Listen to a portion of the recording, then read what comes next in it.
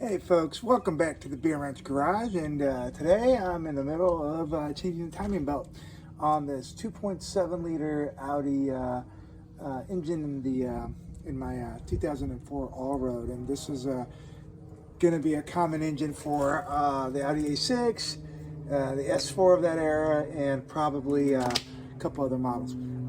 This isn't a full walkthrough, obviously, because you can see the front clip is off. But a lot of removing that front clip is, basic stuff and kind of like self-explanatory. And there's a bunch of other videos out there kind of explaining that. Hey folks, sorry to interrupt, but I just wanted to give you a little bit of input, a little bit of context into this video. This video was super fun to make, but also a ton of work. So I spent a lot of time putting this video together, and I learned a lot. And conversely, I guarantee you, if you watch the whole thing through, you'll also learn something regardless of your level of expertise. With that being said, this is kind of like my magnum opus for this channel up to this point, like my real culminating achievement. And I'm, like I said, put a lot of work into it. So I hope you do enjoy it. But before we get into all that, there's a few points I need to make. One, if you're only doing timing belt and not doing cam seals and crank seal, you don't need to pull the sprockets off like I do. So you could probably skip this section of video from this time to this time and just not worry about it if you're only doing timing belt, and skip to basically here. So the other thing on that is the 3 secrets that I learned while doing this video. The first secret, and I have to give thanks to a YouTuber by the name of REALMILO. I'll leave a link to his channel in his name description right there. Link to his channel in the description. Anyway, so the trick or the secret to getting the timing belt back on the sprocket is actually remove the sprocket, hook the sprocket to the timing belt, and replace the sprocket. Otherwise, it is a bear to stretch that timing belt. Now, again, this goes for if you're removing the sprockets to do the seals. If you're only doing the timing belt, then yes, you're screwed and you have to kind of do that stretch. But if you have the sprocket off, or if you've already taken it off, just take it off, hook it on the belt, and put it back on.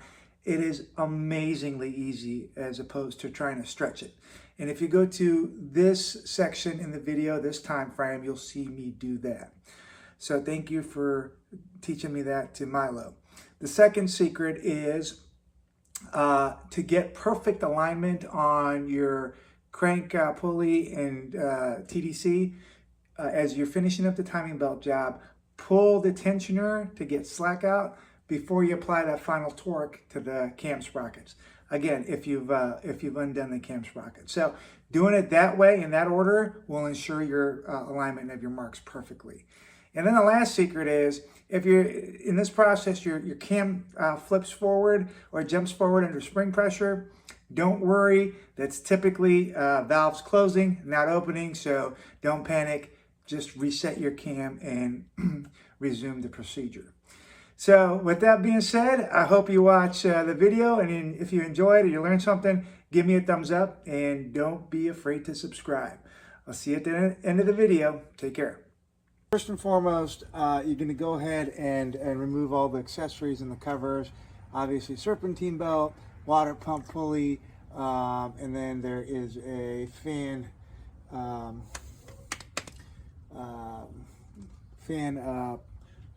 pulley holder with your fan clutch that goes there. So once you get that and you've pulled the various covers off, you're going to make sure that your engine is at top dead center for cylinder number 1. Well, you're going to need your crank pulley, so let me get that real quick. All right, so I've replaced the little crank pulley cover, which has our timing mark, and I'm going to replace the crank pulley, and as you can see, there's a little indentation there that I put white paint on, and that is our timing mark for TDC. So, okay, so I'm going to put our pulley back just so you can see what I'm talking about when I talk about the timing marks. All right, that should be enough for that. So I've already placed this engine at top dead center, but there's a mark on the cover here, now mark on the crank pulley, and once those are aligned, you're at top dead center. Also, one way to ensure that you're correct top dead center is to make sure that the large hole on these cam sprockets are facing inboard. All right, so there's a small hole and a large hole, and the large hole has to be facing towards the center of the engine. At this point, you know you're at TDC. You could theoretically go ahead and start undoing your timing belt right now. I've went ahead and marked the sprockets on each side corresponding to the timing cover and then sprocket. So I should theoretically be able to put it back in the right orientation to get timing right. But because you have two different camshafts and a crank, taking the various bolts off, you can get a little bit of a mismatch.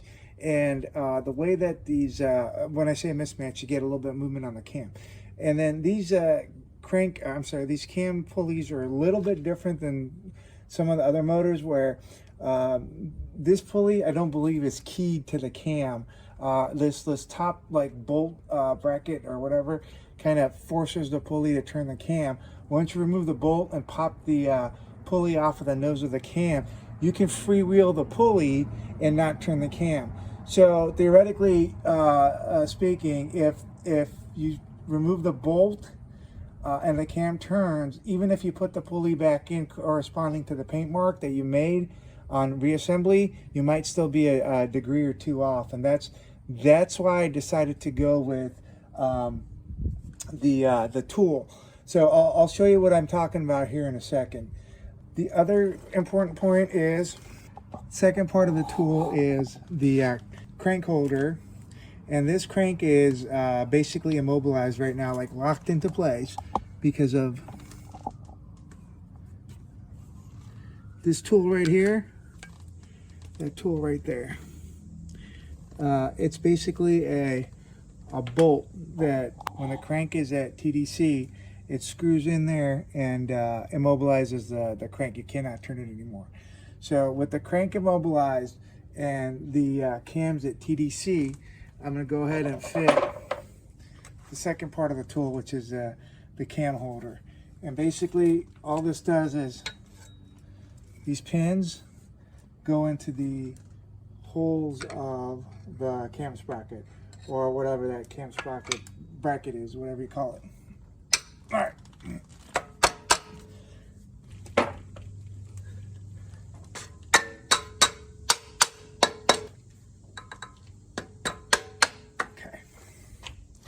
So now what this does is, if there was any little bit of movement, like precise movement on the cam to get everything lined up, this forces those cams to line up like exactly right. So TDC and then correctly lined up. All right, so I can go ahead and break loose my cam bolts. I just broke them loose earlier, but I'm not fully taking them off, just breaking them loose. And this way, because of this tool, now I know that I did not have any rotation of the cam sprocket or the camshaft when I was breaking that bolt loose. So now I should be able to take off the crank pulley. I'm gonna go ahead and remove this as well, the cover behind the crank pulley. And get that out of the way. Also, for this job, I'm also doing cam and cam seals and front main seal. But at this point, I should be able to take the tool off and take the belt off. I believe if I take this tensioner off, it'll allow us to take the belt off.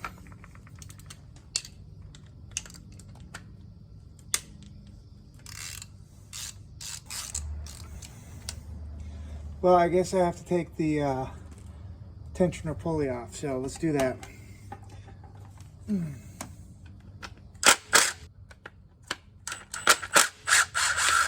Okay.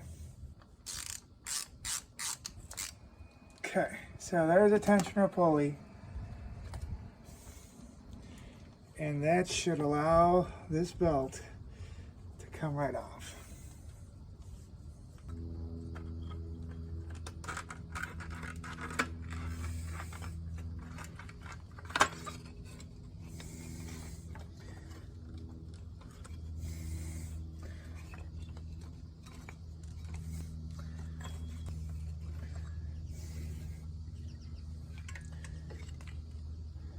So that is how the belt comes off, and then we're going to go ahead and pop off our sprockets.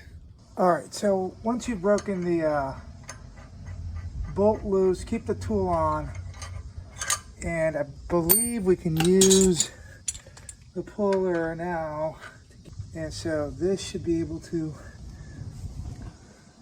pop the sprocket loose for us, I think. Now keep your hand, there you go, supporting that. You see how the sprocket spins independently of the cam? And this is the reason the tool is important, because lining this up, right now the cam is stationary, but the sprocket is spinning. So it's a little bit different design than some other engines you might be used to, where the sprocket is keyed to the cam, and if you spin the sprocket, you spin the cam. We're gonna have to use a tool to get timing correct. So the mark on the sprocket is really kind of secondary to the tool. But same process here on this side. There we go. Both sprockets are popped, and we can go ahead and take our tool off now. When we go to reinstall, we'll just make sure to use our tool to align the cams, the keys, or whatever you want to call these things, and that'll ensure timing. All right, so just to reiterate, once we use the tool to get the cams exactly where they need to be as far as timing is concerned, we take the timing belt off. Again, you don't need to take the sprockets off or break these loose if you're only doing the timing belt. You only need to do this if you're going to get behind there to do the seals, and in our case, we're trying to do the seals. All right, so just to go ahead and, like I said, we're going to do the cam seals. We need to take this cover off. There's I think there's 1, 2, 3, 4, 5. There's 5 10mm bolts.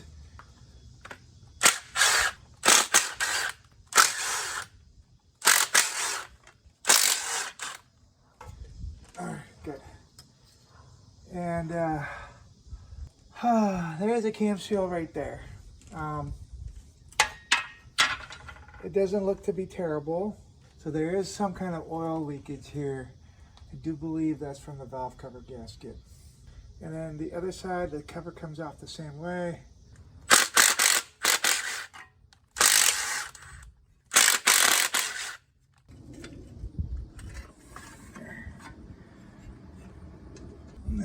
Yeah, this one's definitely leaking.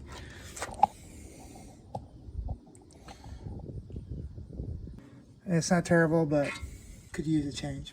So we got our covers off that exposed our camshaft and our cam seals. To do the front main seal, we have to take this 24mm 12-point bolt out for the crank bolt, and just by looking at it, I can tell it's going to be a hefty bolt. Now the good thing is we do have our crank tool in there screwed into the crank, so it will prevent any rotation of this. But yeah, we're gonna need some leverage on there. So let's see how much leverage we do need. Start off with our trusty Matco 1/2 inch ratchet, and as you can tell, it's locked in. So let's go get a cheater bar and see if we can't coax it to turn. Now this should give us some leverage. And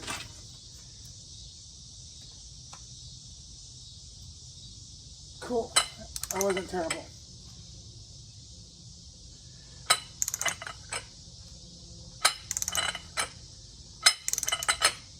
All right. Oh, there you go. Physics wins again. Very cool.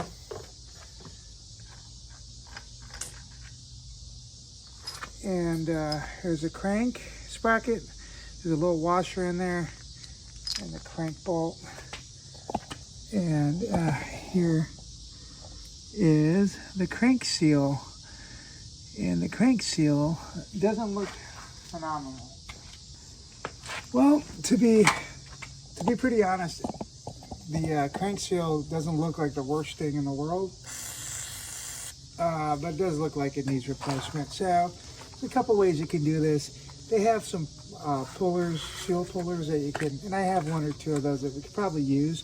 But I'm gonna go ahead and try these rubber picks, see how they work out. Because you don't want to scratch the crank snout really, or really make any kind of too big of a gash in there. You should be able to hook right behind there and get this guy out. So let's see if this works.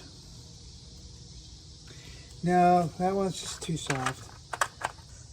All right, and if you use like a regular pick, you could do this as well, but you have to be very, very careful here. Not to gouge anything too bad.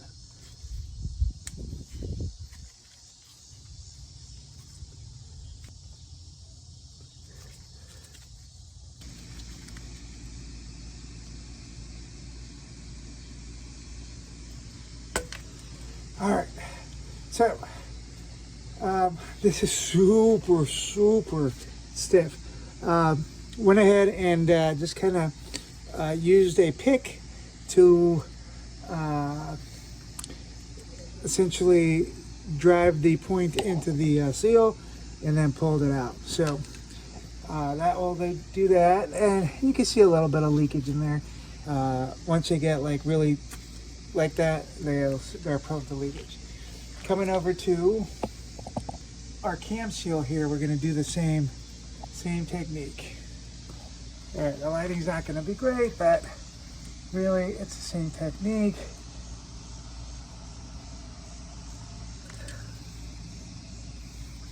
Sort of. This one's even harder to get that point into. All right, so we definitely have leakage on this, on the bottom here.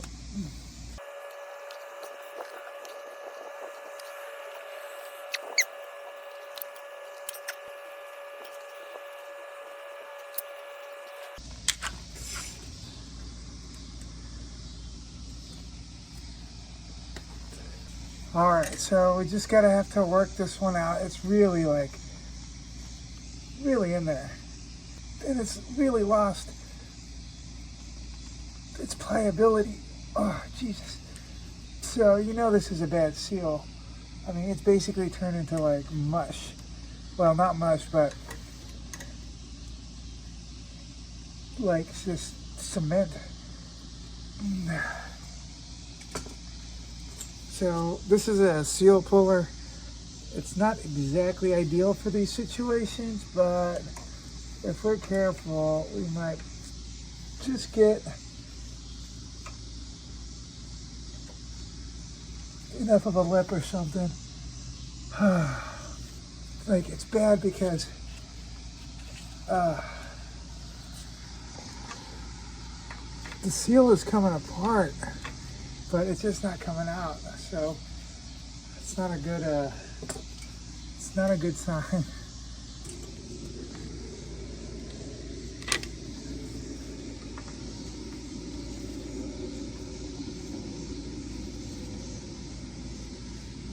Okay, so I'm gonna take a break for a second, and I'm going to apply a little bit of Croil. All right, so we're gonna give it some Croil,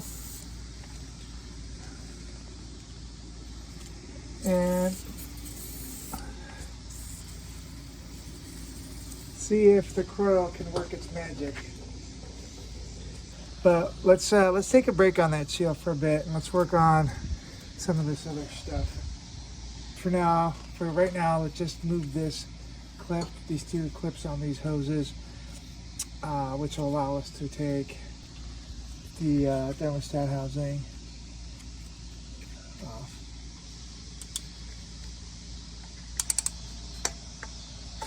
Okay, that's one. And two. One.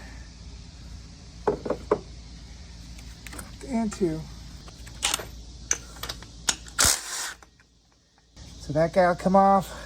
And then we're going to go ahead and take our thermostat cover off and we're going to replace it with a aluminum one, which is supposed to leak less.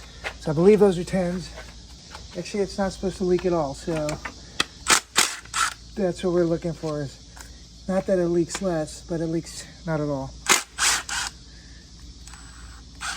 Okay, I believe that's it. Might get a little coolant, but oh well. Nope, there's one more.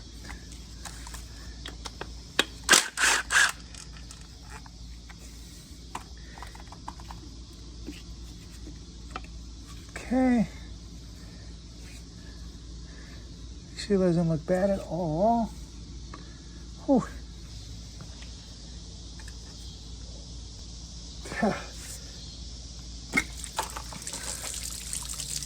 All right.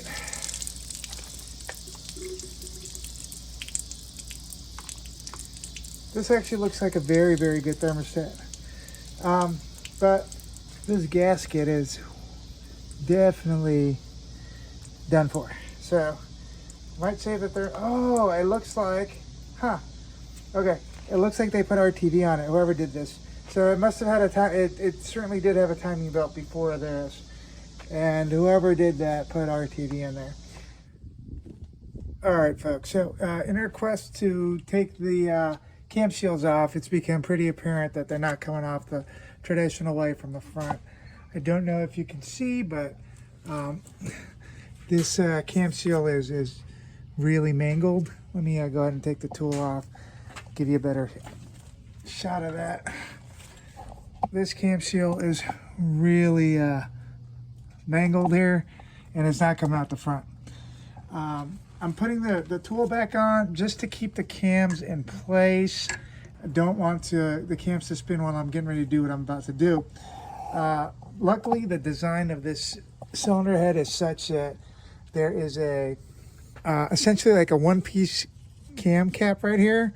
So I should be able to take off these 4 bolts, remove this cam cap, and that'll allow me to just basically lift that seal out. Now, this is convenient because we are also getting ready to do valve cover gasket, so it's on the way. So it's not that big a deal. Some cylinder heads have like a cam cradle, and the whole cradle would have had to come up, and that would have disturbed a lot of the cam with how the cam lays and whatnot. Doing it this way, I think I'll be able to get away without really having to mess with the cams too much. So let's see what happens.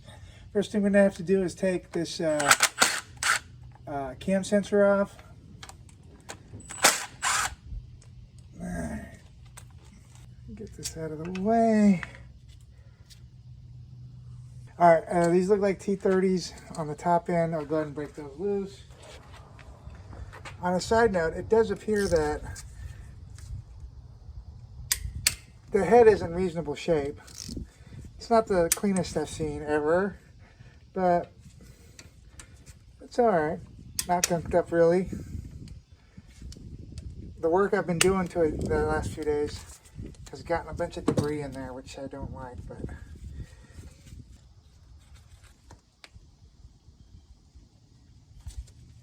a little rubber mallet action might help out.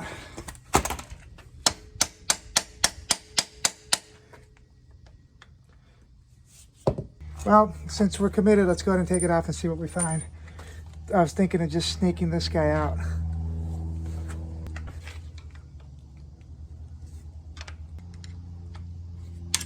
All right. Yeah, so I'm not sure if we'll be able to get the second seal out. I didn't know that second seal was going to be there. Got our first seal out, so hopefully can get that out without the cam going crazy.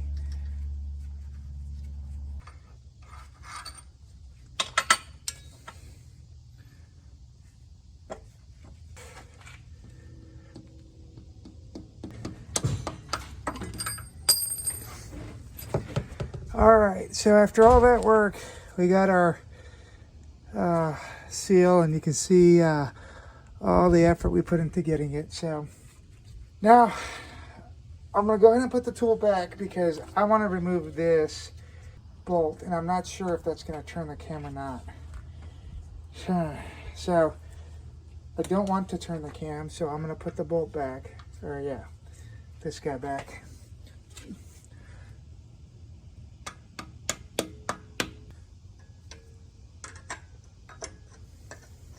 Okay. And then we'll go ahead and, I don't know what that is, 13?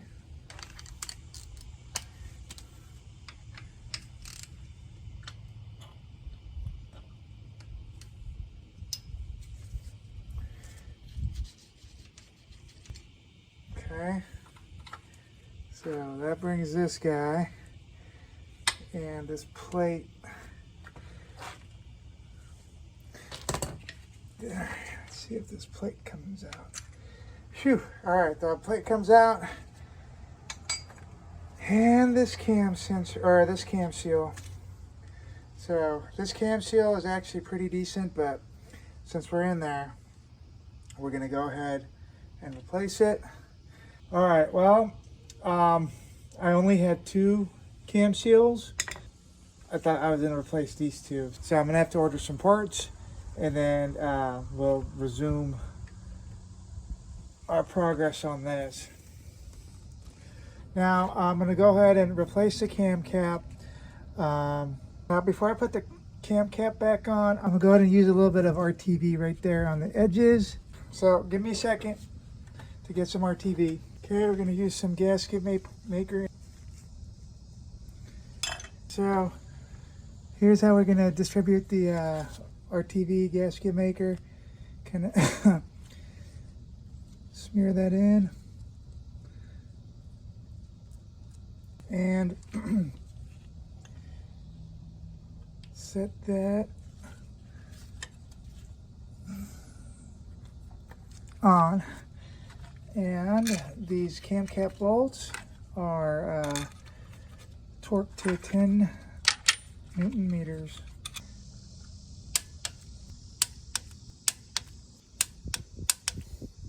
Okay, so that side is done.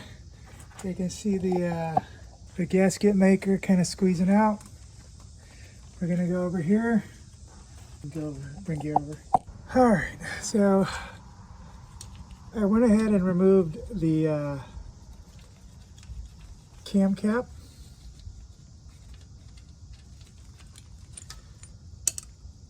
All right, I'll put that there for now. And then I was able to pop out the seal.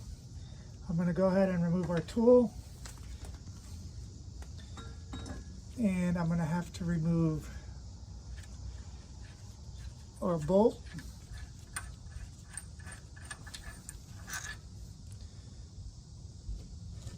And our cam doohickey here. And our seal comes out. So I tried to drill into it and pull it out the traditional way, but just wasn't having it. All right, we'll give this a little spritz with some brake cleaner. Get a little bit clean.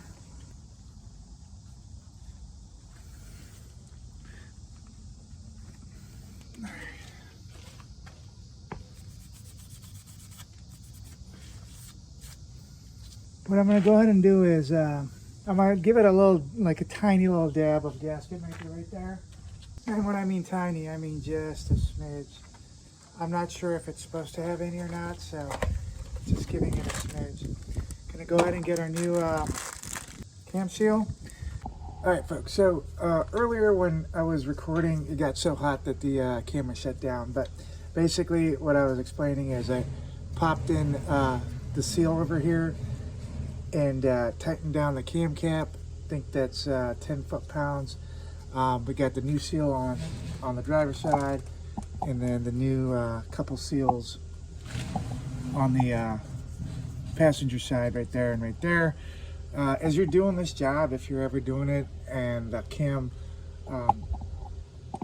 jumps forward when you don't have the tool, don't freak out about it. It's just part of what happened. Just go ahead and turn it back, so it should be okay.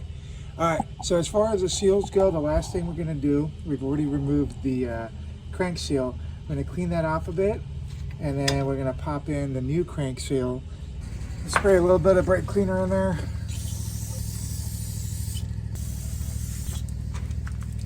And then I'm gonna blow it off with some air.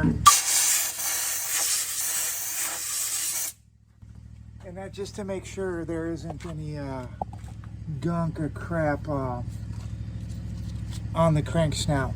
Now, this part's important, especially because it's a lot of work to get back to it if you mess it up. But the crank seal comes with this tool, but you don't want the lip of the seal to kind of go the wrong direction. You want it to sit the correct way. What I'm going to do is I'm going to give it a little tiny bit of WD-40 on the crank snout.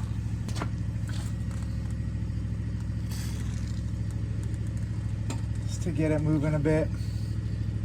And then I'm going to use a socket, or if you have like an appropriate seal driver, just to drive that in. I'll show you what I'm going to do with that real quick. Alright, so we're going to go ahead and get our seal started.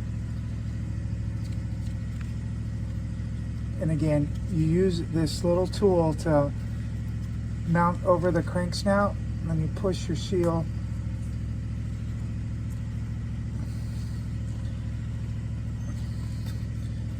so it gets about ready to go in.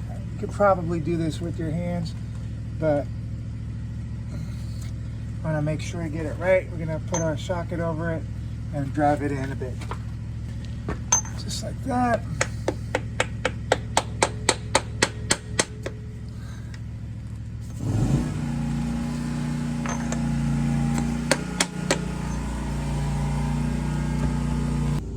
So the interior of the 34 socket is just a hair like too narrow, and it kind of catches on the crank snout. So I'm going to use a brass punch to just tap it in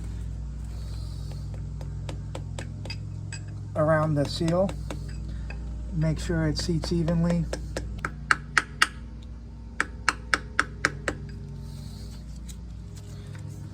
Okay, should be good on that.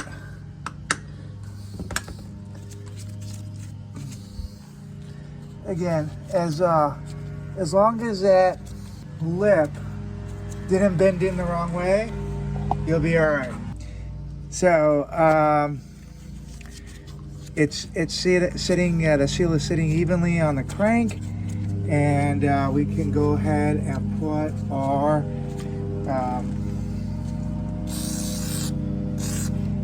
crank sprocket back on.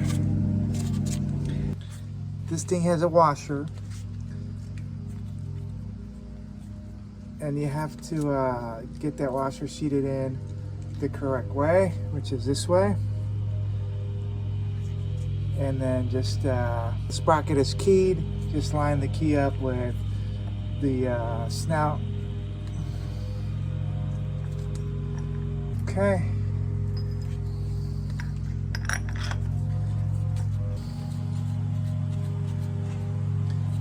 And remember that our holding tool is in the block, so the crank can't turn. What I'm going to do is tighten it here with our ratchet, and look up the final torque spec later. I'm sure the torque spec is going to be something like, I don't know, 175 Newton meters or something. For now, I'll just crank it down and make it nice and snug. And again, with the holding tool in there, this thing isn't going nowhere. Alright, so I'll torque it later once I look up the torque spec. I'm going to go ahead and clean off the camera. The next thing we're going to do is we're gonna proceed with the timing belt reinstall. We're gonna have to remove, or at least move, the power steering pump, which will give us access to the water pump. We'll pull the water pump out, and then the water pump will be the first thing to go back on, the new water pump. All right, folks, so I'm not gonna spend a whole lot of time kind of walking through this. We're gonna go ahead and take out the water pump. We have to apparently to move this power steering bracket to get to one of the water pump bolts.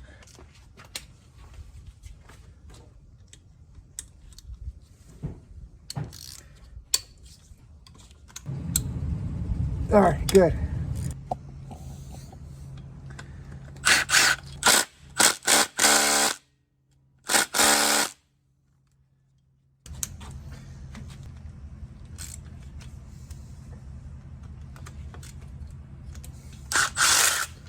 Ooh, this one's a long one. All right. Okay, I guess that makes sense. I got short, medium, and long. And the short one has to go back in the back. All right, at least now we can get, just enough movement to snake that 10mm bolt out. Okay, that's one. I'll just crack open the others and hit it with the impact. 2, 3, 4, 5, 6, 7.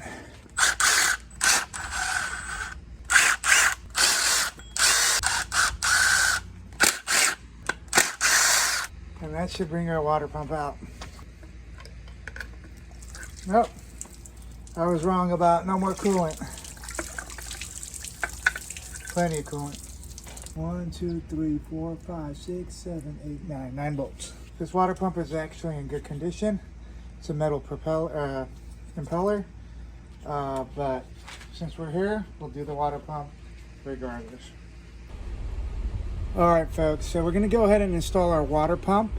And we got our new water pump with a nice new gasket, and I took a little bit of RTV, just basically smeared it on with the fingertip. And as you can see, the mating surface on the block, cleaned that off so there's no remnants of gasket material. This is gonna be a little bit more difficult with the power steering pump in the way, but if we just set it in there, you should be able to get it nice and through. Now, you gotta go ahead and make sure that this gasket is lined up the right way, or else you're gonna have big issues. I'm gonna start a bolt right here real quick, and then make sure I get the other side lined up. So we're gonna make sure this corner is good, and then if we can get the other couple holes in the other side, it should be able to seat that gasket pretty good. And we're torquing these to 10 meters. And you'll be able to tell if the gasket is aligned well or not after the first 2 or 3 bolts. And I can see that it is. So I'm just gonna work the bolts in real quick, torque them down, and that is the first component in our reassembly procedure. 1, 2, 3, 4, 5, 6, 7, 8, 9. Our water pump is installed. We'll do our thermostat and our thermostat cover next. So with our nice new our nice new water pump on, we're gonna go ahead and get the next couple things in place, which will be the thermostat and the thermostat cover. But before I do that, let me go ahead and replace the bolts for the water pump. The power steering pump.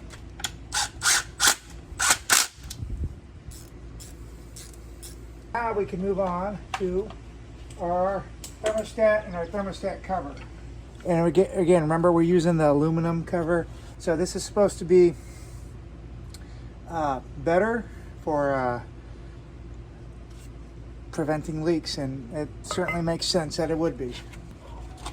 We got ourselves a nice new thermostat. I'm gonna take like a little finger smear of RTV around the gasket, and then we'll pop it in there. This little nub has to be up top, and then once we pop it in there, we can put the cover on. So I put little finger smear of RTV on there, and I'm sure at some point someone's going to watch this video and be absolutely screaming because they think that this shouldn't be how it's done, but that's how I'm going to do it. And we're going to pop our thermostat in. Again, that little nub is up top. All right. And our thermostat cover.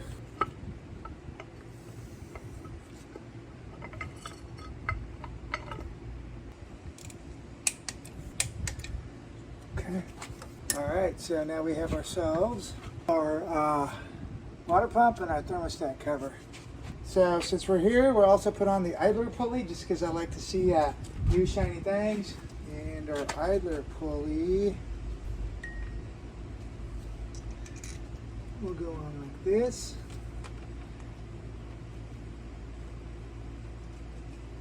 And this guy is torqued to 45 Newton meters, so we'll get that on there right now.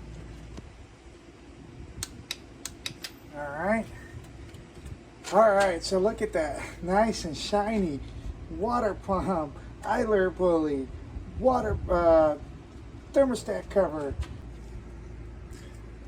Now that we have our nice new components starting to go back on, we need to get the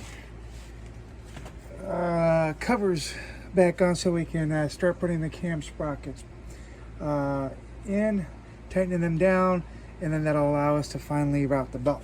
So driver's side cover should go this way, I think.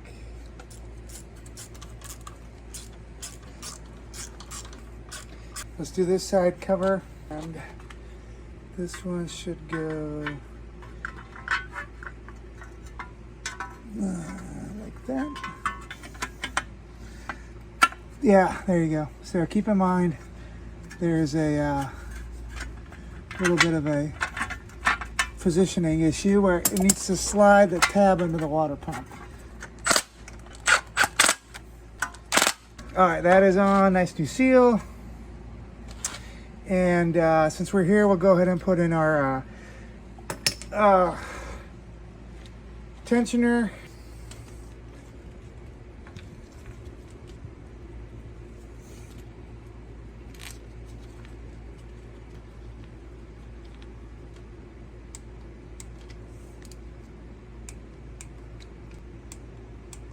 Okay, and then if I'm not mistaken, this thing has to go over here. And I'm not sure what the torque spec for this is. Probably 280 Newton meters. So leave that alone for a second. And then our next thing is our tensioner roller. And of course, the tensioner roller needs to have the little washer going in the right way. So this little cylinder pushes on this kind of wedge, and then vice versa. When the tensioner comes up, it pushes on this cylinder to rotate the pulley over and tighten the belt. So we got to make sure that that is positioned correctly. And it does appear that it is. Okay, I'm going to give it a minute before I torque all this down. Before I put on the belt, I'll verify torque specs and torquing procedure before I torque it down. The next thing we're going to start doing is putting on our sprockets. And at this point, it's not going to matter about matching up marks.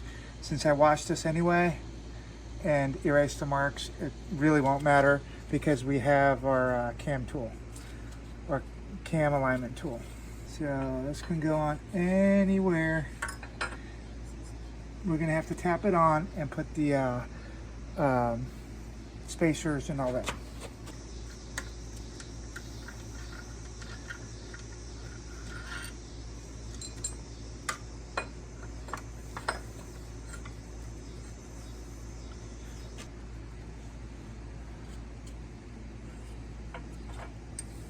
Pulley is spinning at the moment independent of the cam. So it doesn't really matter what the mark is for the pulley.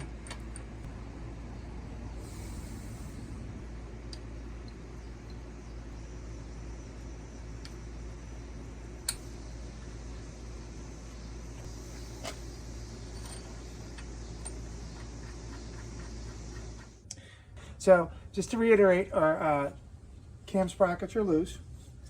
Our cam bolts obviously have to be loose. Everything else is torqued down with our idler pulley and our tensioner pulley and our tensioner body.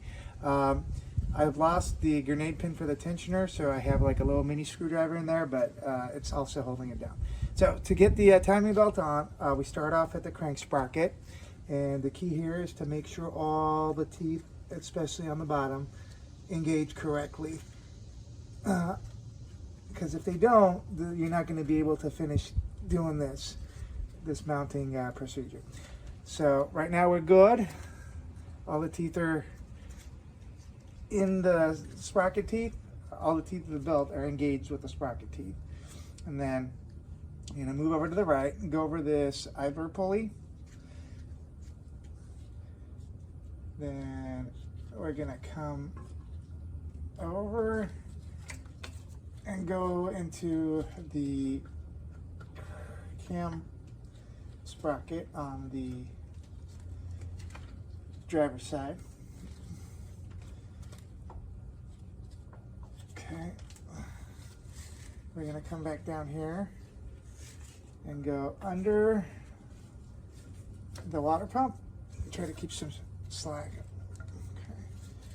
Still making sure that we're engaged on the crank.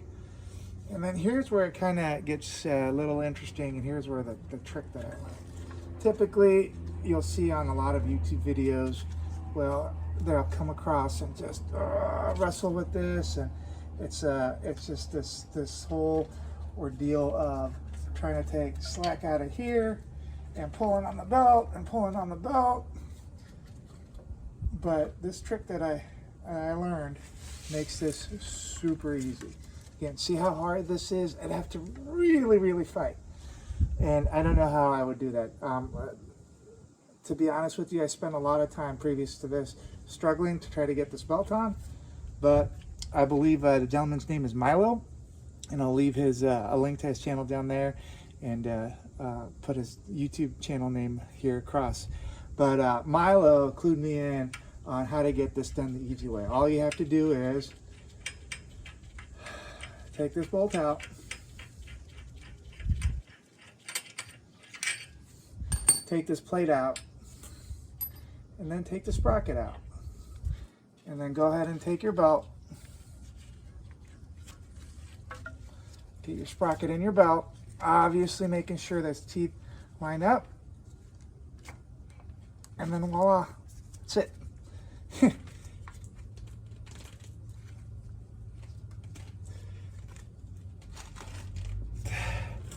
You can go ahead and put this back on.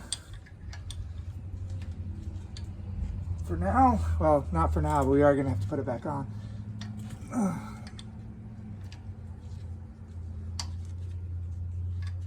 Just like that.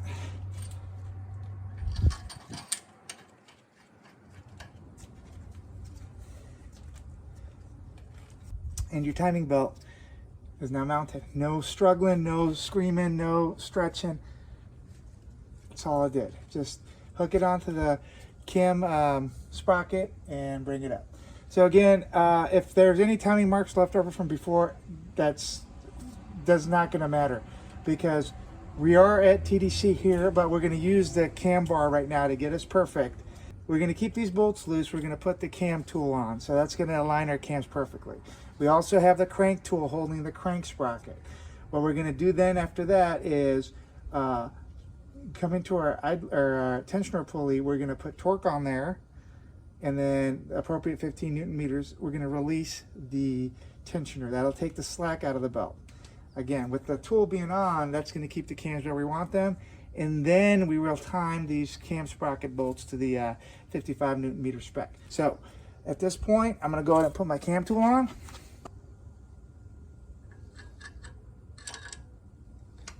I do have to make sure that my backing plate stays on. Okay.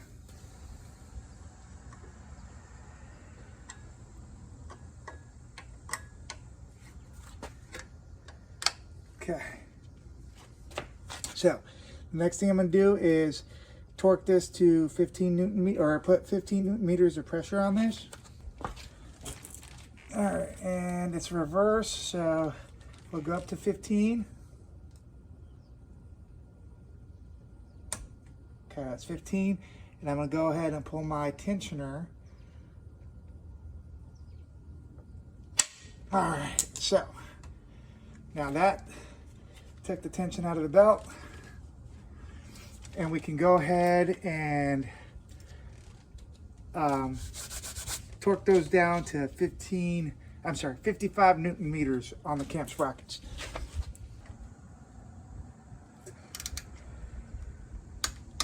Come on. All right, so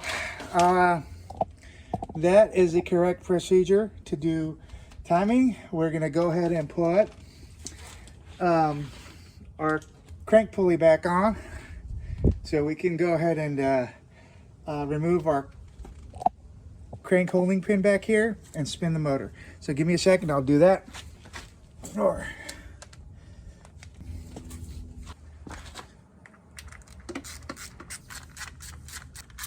all right, so that's on.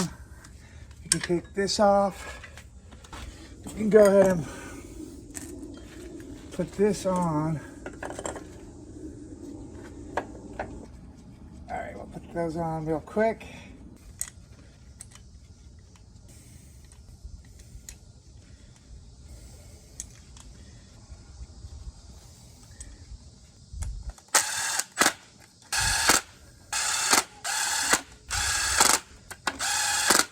All right, now we're gonna go ahead and take our cam holding pin out. I'm sorry, the crank holding tool. And all that does is ensure that our crank doesn't turn. So since we're trying to turn it and rotate it, we're gonna have to take it out.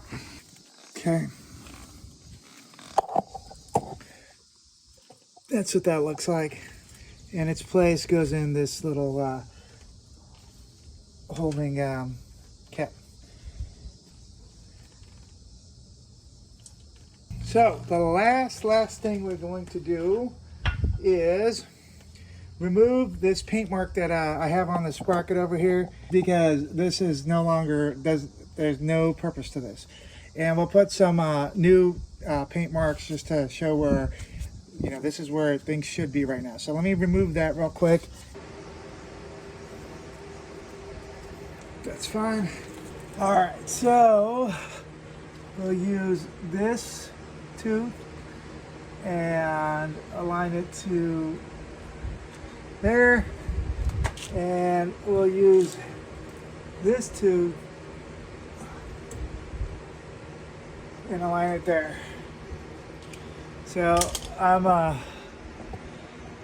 hoping you can see these paint marks right here. This right here, and these two right here. There's one and two. And then of course our TDC. So everything is torqued, and the final test here will be a couple of rotations of the crank. And if we don't hear crunching valves and everything lines up after a couple of rotations, we will be what they call good. 1,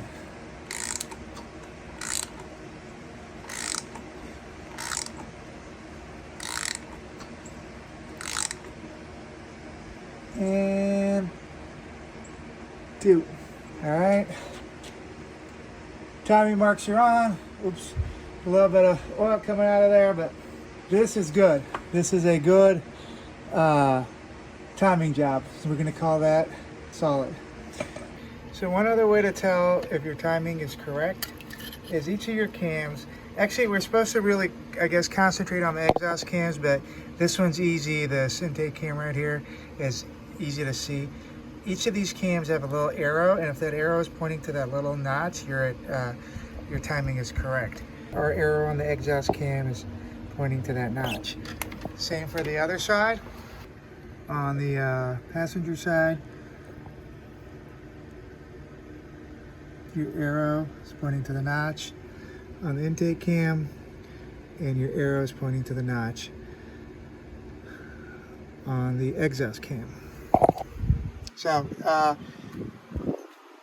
all our timing marks are correct, and we can call this a timing belt done appropriately. All right, folks, so one last part of wrapping up the timing belt is actually, believe it or not, the timing belt date sticker is an Audi part number, and basically it just tells you when the I don't know if this means, yeah, I think it's when it was changed, date and mileage. So car right now has 178269 on it. We'll go ahead and fill that in and slap that on here, so it has an official Audi timing belt sticker. Let me go ahead and write that in. Actually, the one that came with the Gates belt is really cool, but I've lost it because it kind of, it's cool because it gives more detail. It says what kit it was or what components. But if I can find it, I'll put that back on. But let me get this filled out, and I'll show you where I'm going to put it. And so there you go, 178269. And I'm going to put it right here.